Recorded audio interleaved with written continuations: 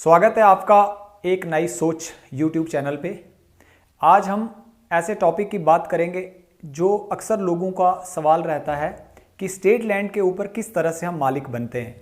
आपने मेरी previous videos देखी होंगी जिसमें हमने जो रेवेन्यू के बेसिक टर्म्स थी उनको क्लियर किया था। और आज जो हम बात करेंगे कि सरकारी ज़मीन के ऊपर अगर किसी का कब्जा है वो किस तरह से उस पर मालिक बनता है। उसमें एक ऐसी ज़मीन होती है जिसके ऊपर सरकार हमें खुद कहती है कि अगर आपका कब्जा है तो आपको मालिक बनाया जा सकता है।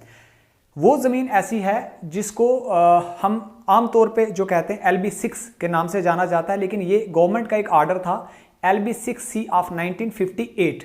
ये आर्डर जो था ये है 5 जून 1958 का, 5 जून 1958 का एक आर्डर था जिसमें सरकार ये कहती थी कि जिस आदमी का 1957 58 खरीफ में ज़मीन के ऊपर कब्जा था उस आदमी के लिए ये आर्डर एप्लीकेबल है। उस आदमी के लिए ये ज़मीन जो है उन लोगों को ज़मीन दी जा सकती है सरकार की तरफ से कि आप उसके ऊपर काबज रहें। इसको इंग्लिश में कहते हैं टेनेंट एट विल और उर्दू में इसी शब्द का नाम है तबाई मर्जी सरकार। यानी कि हम अगर थोड़ी सरल भाषा में समझने की कोशिश करें तो ये वो चीज़ है कि ऐसी ज़मीन जिसके ऊपर सरकार आपको ये कहे कि आप इसके ऊपर काश्त कर रहे हैं तो आप करें, आपका इंतकाल किया जाएगा कि आप काश्तकार हैं। यानी कि आज के डेट में अगर हम किसी सरकार की ज़मीन पे काबज होते हैं तो हमें लिखा जाता है नाजायज़ काबज। लेकिन अगर आप इस ऑर्डर के तहत किसी ज़मीन के ऊपर बैठे हैं, पहले से काबज हैं, 1957 1958 खरीफ की जो उस समय जो गिरदौरी हुई है उसमें आप काश्तकार थे तो आपको टेनेंट यानी कि आप अपनी मर्जी से उस जमीन के ऊपर काश्त कर रहे हो, विलिंग हैं कि आप उसके ऊपर काश्त करें, तो आपको जो है आपको उस समय ऑनर बनाया जाएगा। लेकिन कौन सा ऑनर बनाया जाएगा? आपको बनाया जाएगा सब्सटेंटिव ऑनर। सब्सटेंटिव ऑनर में पूरी तरह से मालिक नहीं है, कुछ टर्म्स कंडीशंस थी, आज हम उन्हीं की बात करेंगे कि उनके ऊपर आपको उस जमीन का मालिकाना हकूक कुछ दिया जाएगा। पूरी तरह से आप मालिक नहीं बनेंगे। जो मालिकी का खाना रहता है आपकी गिरदौरी में आप उस जगह पर नहीं आएंगे, लेकिन काश्त में आप मालिक की तरह तस्वर किए जाएंगे कि आपको जमीन सरकार की परमिशन से ही इस जमीन पे आप काश्त कर रहे हैं, आपको वहां से भगाया नहीं जा सकता है। तो इसी को लेके अब मैं आपसे बात करूंगा कि वो जो जमीन है उसको हम किस तरह से रख सकते थे। वो जमीन जिस जमीन की किस्म मलारी थी, मलारी का मतलब होता है जहां पे वेजिटेबल्स उगाए जाते थे या बाग बगीचा होता था, उस जमीन को अगर आप कल्टीवेट कर रहे हो, वो जमीन अगर आपके पास है तो आपको कुछ सरकार को पैसे जमा कराने थे। वो पैसे जमा करवाने होते हमें 10 रुपए पर केनाल के हिसाब से आपको जमा करवाने थे। और अगर कोई जमीन जिसमें फ्रूट बेरिंग ट्रीज नहीं थे, यानी कि नॉन फ्रूट बेरिंग ट्रीज थे और कमर्शियल स्ट्रक्चर थे या शॉप्स थी, कुछ ऐसी चीजें थी, तो उन जगहों पे आपको 5 रुपए पर केनाल के हिसाब से सरकार को जमा कराने थे। और तीसरी वो किस्म थी जिसमें रेजिडेंशियल बिल्डिंग्स थी, जहां पे आपके घर आपके मकान थे। अगर कोई ऐसी जमीन थी तो उस जमीन को 2 रुपए 40 पैसे पर कनाल के हिसाब से आपने सरकार को जमा कराने थे। इसके अलावा अगर कोई और किस्म की जमीन है तो उसके लिए आपको कोई भी पैसा सरकार को नहीं देना था। तो ये पैसा जो था आपको सरकार को जमा कराना था, ये मैंडेटरी था। लेकिन ये बेसिकली जो जमीन अलॉट की जा रही थी इसका सिर्फ एक ही मकसद था कि एग्रीकल्चर लैंड ही लोगों को दी जाए। अच्छा, एक चीज मैं आपको यहां क्लियर करना चाहूंगा कि ये जो एग्रीकल्चर लैंड है ये जो थी ट्रांसफरेबल नहीं थी। इसको हम ना तो सबलेट पे दे सकते थे और ना इसको जो ट्रांसफर कर सकते थे। अगर आपने एग्रीकल्चर पर्पस के लिए किसी को देनी भी है तो आप 2 फसलों से ज्यादा ये जमीन किसी को नहीं दे सकते थे। और उससे ज्यादा अगर आपको देनी है तो आपको तहसीलदार, जो कंसर्निंग तहसीलदार होगा, उससे परमिशन लेनी मैंडेटरी थी, ताकि आप उनको ये जो परमिशन हो, परमिशन के बेस पे आप 2 साल से ज्यादा दे सकें। इस जमीन के ऊपर आप ज्यादातर 3 ही फसलें उगा सकते थे, एक धान, गेहूं और मक्की। ये 3 फसलें या इससे ज्यादा भी आप उगा सकते थे, लेकिन इसको किसी भी हालात में इस जमीन की किस्म को चेंज नहीं किया जा सकता, इसको कन्वर्ट नहीं किया जा सकता, ना तो बाग बगीचे में और ना इसको प्लांटेशंस में या किसी और शेप में इसको बदला नहीं जाता था इस जमीन को।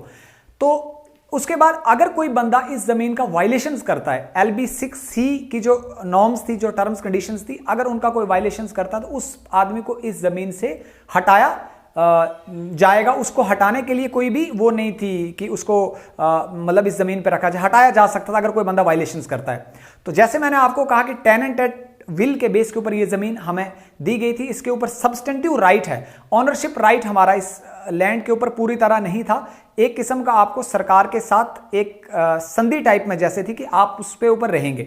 तो उसके बाद क्या होता है कि इस जमीन के ऊपर आज भी अगर कोई बंदा 1957 से पहले का कागज है और उस बंदे को S432 LB6C नहीं हुआ है तो वो आज भी करवा सकता है। इस पे ऊपर कुछ हाईकोर्ट की जजमेंट्स है, मैं 2 जजमेंट्स के नाम बताऊंगा। एक था केवल Krishna versus state of Jammu and Kashmir and others, ये 15 अप्रैल 2004 को इस पे एक जजमेंट आई थी, LPA नंबर 8 2004। तो एक ये जजमेंट थी और दूसरी जजमेंट थी Shankar versus deputy commissioner Udhampur and others, 26 जून 1998 को। ये OWP 940 ऑफ 1955 ये OWP थी, जिसमें इसमें यह बताया गया था कि अगर 1957 से पहले का कोई बंदा काबज है तो उस बंदे को LB6 के अंदर आज भी लिया जाएगा। और उसके यानी कि 1957 से पहले जो प्रायर टू 1957 जिस बंदे का था तो उसकी म्यूटेशन की जाएगी अंडर LB6C, तो उसके बाद वो LB6 में ऑनर बनेगा।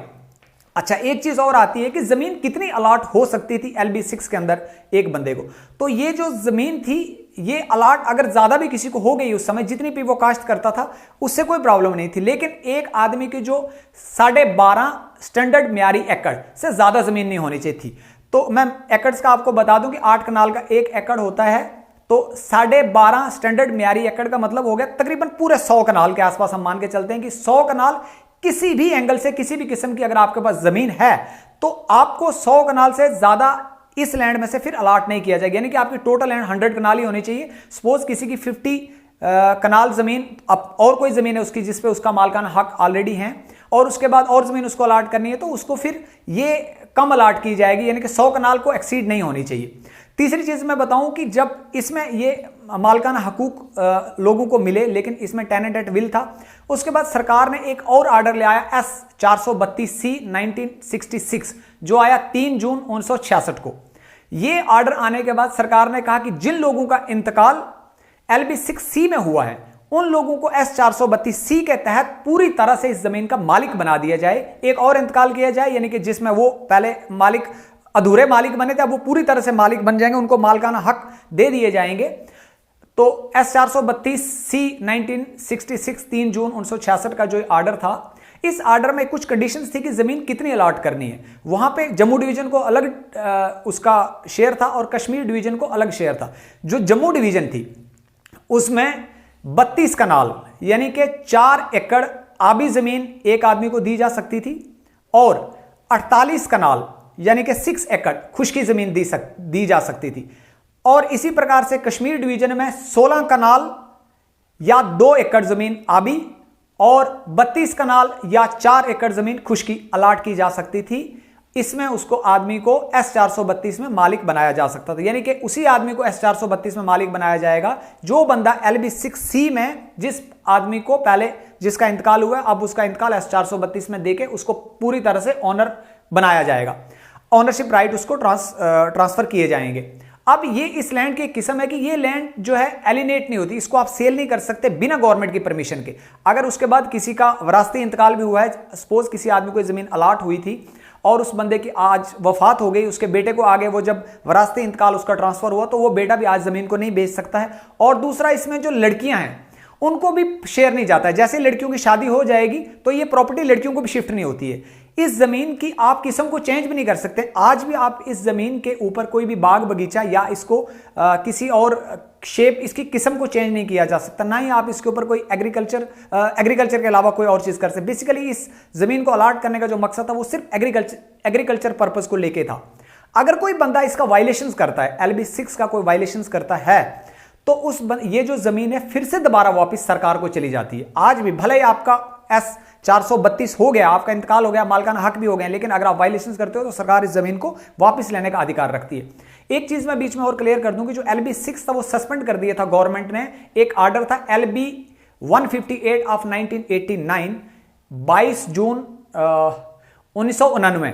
एक आर्डर था जिसमें गवर्नमेंट ने सस्पेंड कर दिया था कि अब किसी का भी S432 और LB6 जो है वो नहीं होगा। लेकिन उसके बाद फिर से गवर्नमेंट ने इस ऑपरेशन को दोबारा अलाउड कर दिया।